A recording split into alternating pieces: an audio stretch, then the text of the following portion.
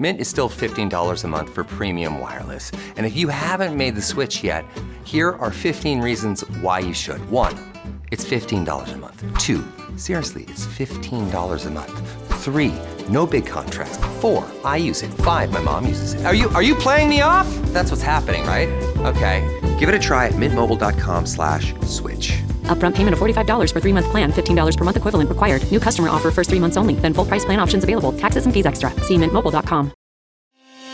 At Talos, we know cybersecurity can be tough and you can't protect everything, but with Talos, you can secure what matters most. With Talos industry-leading platforms, you can protect critical applications, data, and identities, anywhere and at scale with the highest ROI. That's why the most trusted brands and largest banks, retailers, and healthcare companies in the world rely on Talos to protect what matters most. Applications, data, and identities. That's Talos, T-H-A-L-E-S. Learn more at talos.com/cyber.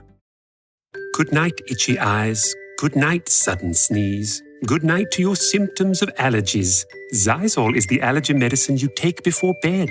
It provides powerful relief while you rest your head. Not just all night, but all the next day. Xyzal keeps working, keeping allergies at bay. And without those annoying symptoms disturbing your rest, you can wake up the next morning feeling your absolute best. Remember, be wise all. Take Xyzal. At night. Deborah had to have surgery. I had hip surgery in November of 2024. Her United Healthcare nurse, Crystal, checked on her. We do a routine call after surgery, and I could tell that she was struggling. Deborah needed help. My infection markers were through the roof. And Crystal knew what to do. I called the hospital and said she's coming in. And got Deborah the help she needed. Crystal and United Healthcare saved my life. Hear more stories like Deborah's at uhc.com. Benefits, features, and/or devices vary by plan area. Limitation and exclusions apply. It's back to school season, and Clorox is donating 2 million disinfecting wipes to classrooms across America. Because back to school means things can get a little bit messy. Just ask kindergarten teacher Miss Gibson. Give me just one Clorox wipe and I'm ready for glitter glue, exploded lunchbox yogurt, peanut butter handprints, runny noses, picking noses, rubbing noses. Touching noses. Thank you, Edward. Ooh, nap mats and lockers and tissue boxes. And Clorox scissors. disinfecting wipes. Teacher's #1 wipe. Clean feels good. Based on unit sales data. Welcome to the HCI family of podcasts. We're your source for personal, professional, and organizational growth and development.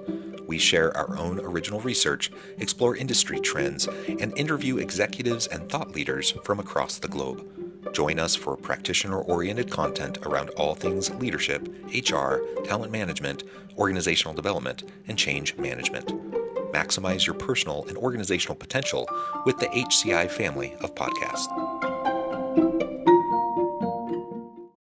This episode is brought to you by KPMG. Making an impact is how KPMG helps make the difference. KPMG applies advanced tools and strategic thinking to convert data into actionable knowledge and deliver value by improving performance through transformation, modernizing processes with technology, harnessing the power of data, navigating complex M&A transactions, and enhancing trust among stakeholders. Go to kpmg.us/advisory to learn more. KPMG. Make the difference. Kyle Samuels, welcome to the conversation today. Thanks for having me, Jonathan. It's a real pleasure to be with you. Where are you joining us from? Charlotte, North Carolina, my friend. Oh, I love Charlotte. Wonderful. Well, it's great to be with you. I'm excited to have a nice conversation with you today about diversifying your talent pipeline. I am joining a call from south of Salt Lake City in Utah. As we get started, I wanted to share Kyle's bio with everybody. Kyle Samuels is the founder and CEO of Creative Talent Endeavors, a retained executive search firm known for helping organizations identify and hire their leadership talent that drives growth, transformation, and long-term value. Under Kyle's leadership, CTE has been recognized twice on Inc. 5000's list of fastest growing private companies and was named the 4th fastest growing company in Charlotte. What sets Kyle apart is a deep commitment to authenticity, candor, and alignment. Whether he's partnering with a founder, making their first executive hire, or global enterprise reshaping its leadership bench, Kyle brings a direct, empathetic, and values-driven approach to every search. Now, I could go on. I'm going to pause there. Kyle, anything you would like to highlight by way of your background, personal context before we dive on in? Just that, as you'll find out in this conversation, myself and the company here at CTE, we like to get creative and find interesting ways to solve problems for our clients. And so I think that when it comes to diversification, you'll hear some things that maybe aren't as obvious as you might think as well. Well, let's start there. Why, diversifying your talent pipeline is something that I think a lot of people think about, a lot of people talk about, but why are organizations so unsuccessful continually in diversifying their talent pipeline? We're just not getting there, even though we know it's important. So, like McKinsey has done the report, and the data show that diverse teams work better, they have better outcomes, blah, blah, blah, right? But people are just like, whatever. And so I believe it's like this. The issue is that argument for why diversity makes sense hasn't always been made in the right way, right? So, like, if I'm the CFO of a company and I need a head of investor relations, and you're telling me that I only need to talk to women or Black people or Latinos because of the horrible things that have happened to them in the past, like, my heart goes out, but you haven't told me how that's going to help our company with this role. Now, if you say, well, as you know, 87% of the people who buy our product are women. And to be honest, 50% of the press that we talk to are women. That's why we want to have we think it's important to look at female heads of investor relations. That's like a business thing that people could kind of understand, right? But people hate being, especially in America, they hate being told what to do. And so if you tell someone they need to do something without really explaining the full impact of it, that would engender a little bit of resistance because you haven't explained why I have to do this thing well. You know what I mean? In terms of a business thing. So I think that's the biggest issue is that people don't think about how can I explain to someone and bring them along with me that this is not just about like doing what's right. It's about this is going to help our organization. Yeah, and there's a variety of ways to make that business case for diversified teams and diversified talent pipelines. Unfortunately, so much of this conversation has become so politicized within a very polarizing kind of environment that it's tough because I do think that most people the majority of people want everyone to have truly equal opportunity. They want diverse teams. They see the value in that. Like you said, people don't want to be forced into it. They don't want to be forced to make a hire specifically given someone's, an identity or, whatever. But I think generally people want to have that. This whole conversation has become so polarizing and so politicized that I think common sense has fled the room in some cases. Like we almost can't even have the conversation in some context because either people get riled up or people are scared of joining the conversation because of how polarizing it is. So that adds another level to this. But to your point, like it's not about like there have been examples of quotas. And there are circumstances where quotas have been put in place. But for the vast majority of working Americans, quotas aren't actually and haven't been a thing. You do a search, you hire the best person, but diversifying the talent pipeline isn't even necessarily about that final hiring decision. It's about creating a really great diverse pool of candidates and creating a system and a process that's fair and equitable and gives everyone truly an equal chance so that we're not just continually packing the room with mediocre or less than mediocre white guys. And once you create a truly diverse pool with good systems, you will naturally start to have more diversified teams, right? And that's the trick though, is all of a sudden, some white guy gets passed over for a promotion that he believes he deserves. It ends up being, say, a woman of color. And instead of saying that woman has tons of qualifications, you can go look at her, her resume, you can look at her work history, fully qualified, deserves the position. But given her identity, people dismiss her, discount her. And that's incredibly unfair. It's just this hard thing that perhaps we're in a more difficult position today than we have been in a long time, around how these conversations and processes can really play out within organizations. I will tell you that it has been few and far between in 2025. It happens, but not as much as it was from like 2020 to 2020. Beginning of 2023 was like every slate must be diverse. And now that's kind of like, hey, find us the best person. We're open to diversity, but do what you got to do to get us talent quickly, right? So that has absolutely changed. But again, I think what's failed is company.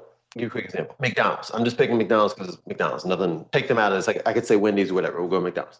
So McDonald's, in their annual report, they will say like, "Hey, we launched the new $12 luxury value meal, and here's how it did. We opened 1,000 new stores. Here's how they're performing. Flurry of Shake is doing great, or we discontinued it, right? So they'll show you what they did and the effect it had, the impact. With diversity, a lot of times, and we hired 20 more Black and Latina at the director and above level, and we went to 12 more HBCUs, but they don't do the dot. And we found that our HBCU hires typically stay twice as much as those from other ones. Like they don't give you the actual business thing to make someone say, okay, this is just business. This is good business.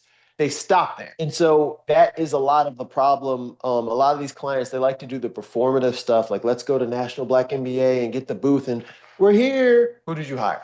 No one. You just wanted to seem like you really cared about stuff like that instead of doing the real work. So I think that's one of the things that's really hurt the movement is that people weren't really great at explaining why. It kind of got conflated into like, yes, it sucks that George Floyd was murdered, but that's not because George Floyd is dead doesn't mean I have to hire a Black CFO. Sorry. Like I don't see the through line there, right? And so a lot of companies like, but no, you don't understand. It was the wrong way to message something that I think could have been done in a much clearer way where people are just like, oh, because I will tell you this, people think all this stuff about corporate and racism, and yes, there's racism everywhere, but people will easily look over racism to get some of that money. Think about after slavery was abolished and Black people were setting up stores and stuff. And so now it's like, hey, I used to get free labor. Now I got to pay you, a pittance, but I got to pay you. But guess what? I give you 2 cents, I'm going to get 50 cents in value. So sure, even though I think you're one step above an animal, but I'm going to do it, right? So my point is that if you can make a compelling business decision, a lot of the other stuff goes away. Yeah, it's a very good point. And you brought up George Floyd, which really, the pendulum swung so much, so quickly. People called it the George Floyd moment, where it just captured the attention across the country, across the world. And all of a sudden, every organization is putting out a statement and creating employee resource groups and having conversations and whatnot. How rapidly the pendulum swung and the performative nature of what so many organizations were doing at that time because they felt like they had to, but they didn't necessarily have anything substantial behind what they were saying or doing.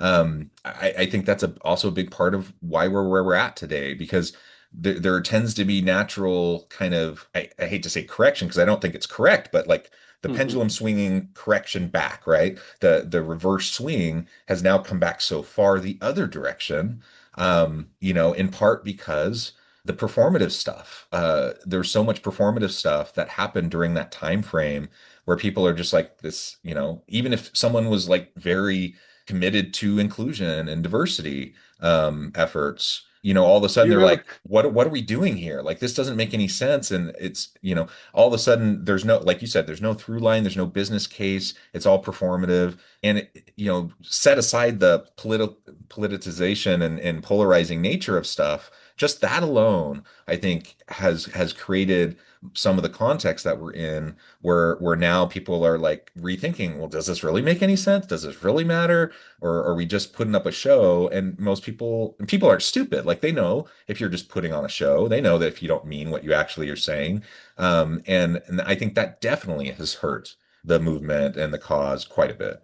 I couldn't agree more. I also think that, like, when you talk about the pendulum swinging, it went so far, and I often reflect on this. So about 10 years ago or so, I just remember, like, I was in corporate HR, and there's a lot of people was like, oh, we got to do better.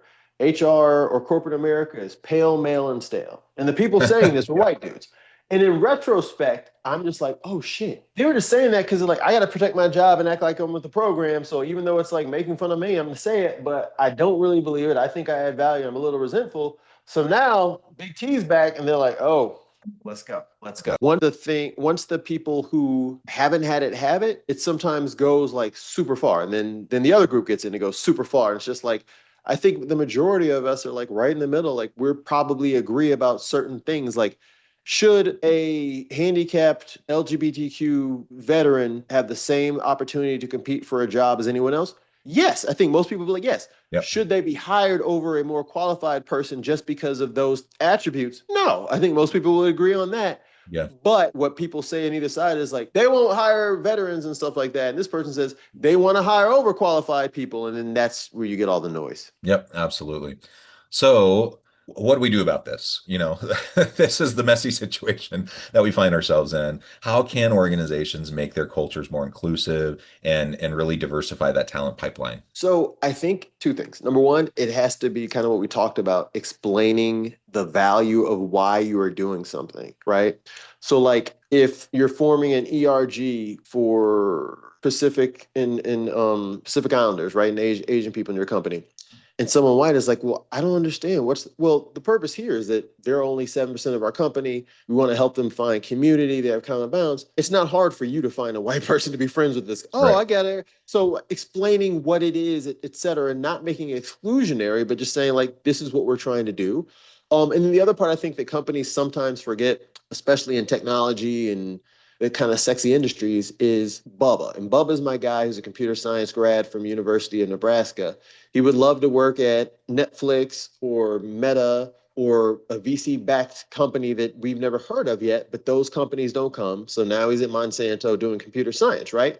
This kid would give his left arm to work for some of these companies. He's going to feel like he's got something to prove and he's going to go crazy. And he's going to add value because most people aren't going to be like, do you know what it's like when the pigs wake up and you got to go slop them at 6 a.m. in the morning, then you got to go to high? No, I don't. But that could be a bit, what if my point is this, people from other walks of life, regardless of what they look like, will have things that you haven't even thought about that can make your organization money because they're coming with a totally different lens, right? They didn't grow up, even if they grew up financially middle class, is middle class on 100 acres, slopping cows and feeding animals and and riding machinery and crop dusters. So like they have experience that could spawn an idea or an improvement in the organization. But if you get everyone who's black, white, red, whatever, hey, we came from suburbia, we went to college, we're here now, you miss out on that type of diversity, which I think is important as well. Very, very important point. We're not just talking about race, gender, ethnicity, sexual orientation, all of those forms of identities and diversity. We're talking about cognitive diversity, neurodiversity. We're talking about socioeconomic diversity. We're talking about all forms of diversity. Like it makes good sense in a hyper competitive world where you need constant innovation and creativity and you need to meet the needs of diversified markets. Like it makes all the sense in the world that you would want people from different walks of life, people with different backgrounds, different lenses, different ways of seeing the world to be part of your team, to be able to move that forward. It's such an easy business case to make. Like to your point earlier, like it's so frustrating when this whole conversation fails to even bring that forward. Like, yes, there's the human case. There's the kind of the moral, ethical, like, let's do right by others and make sure that we're doing this, right? Yes, absolutely. But the business case is so crystal clear on this, and there's so much evidence for why this makes good business sense in addition to good human sense, that if we can just tell that story better, we can start to cut through all the political noise and the other garbage that just muddies everything. And yeah, it's tough. And I'm saying it as a straight cisgender white guy. I want to be an ally. I want to be supportive of others, but I recognize my privilege. I recognize that there's all sorts of layers of things that I have that I don't even have to think about because I'm a straight cisgender white guy, and other people have other things that are just part of their daily existence.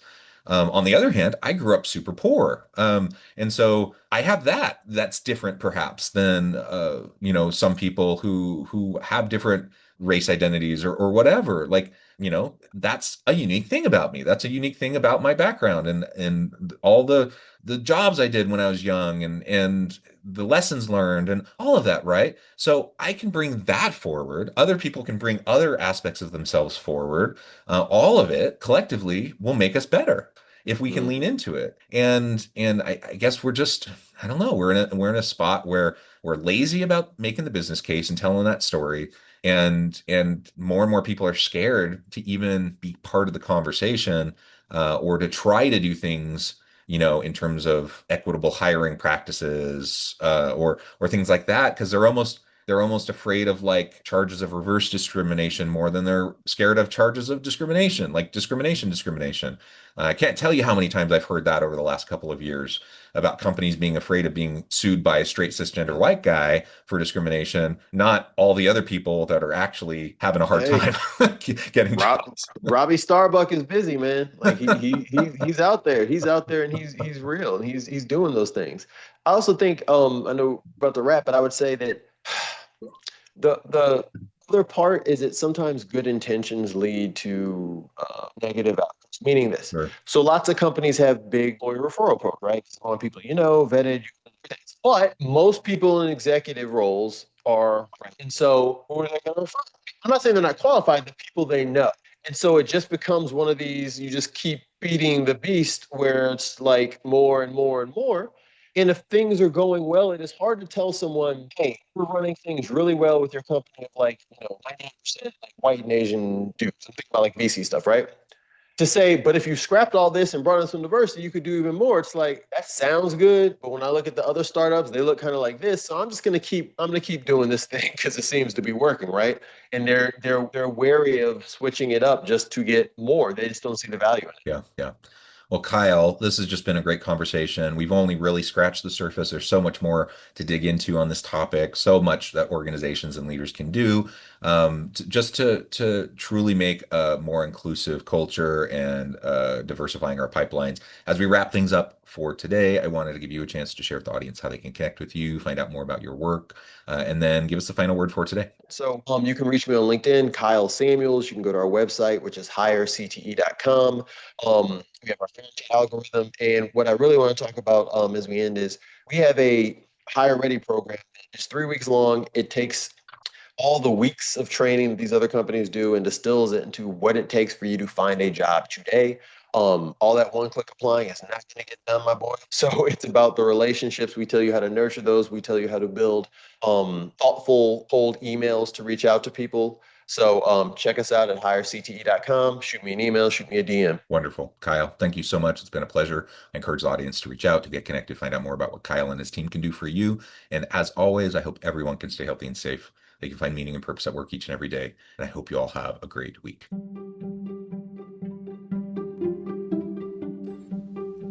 Thanks for joining us for this episode of the podcast. We hope you stay healthy and safe, and please join us again soon.